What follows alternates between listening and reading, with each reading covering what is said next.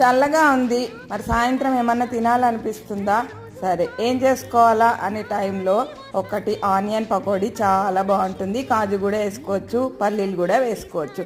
కానీ వేసుకోవచ్చు అని చెప్పా కానీ వేసుకోక్కర్లేదు. ఆనియన్స్, పచ్చిమిరపకాయలు, కరివేపాకు ఇవన్నీ తరుక్కున్నాక సన్నగా తరుక్కోవాలి. ఉప్పు, పసుపు, కారం వేసుకుంటే వేసుకోవచ్చు, లేకపోతే స్కిప్ చేయొచ్చు.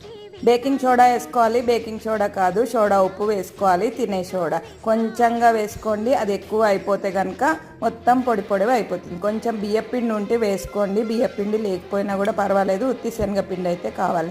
ఇక్కడ నూనె బాండి పెట్టిన తర్వాత, నూనె బాగా కాగిన తర్వాత ఇందులో కొంచెం వేసుకుంటే నూనె క్రిస్పీగా బాగా వస్తాయి. మనం బయట తింటూ ఉంటాం కదా పకోడీలు, ఆనియన్ పకోడీ, కాజు పకోడీ, బయట కాకుండా ఇలా ఇంట్లో చేసుకుంటే సూపర్ టేస్టీగా ఉంటుంది. ఆనియన్స్ అందరి దగ్గర ఇంట్లో అవైలబుల్గానే ఉంటాయి. మరి మీరు కూడా ట్రై చేయండి, కామెంట్ చేయండి. బాయ్, మరి సబ్స్క్రైబ్.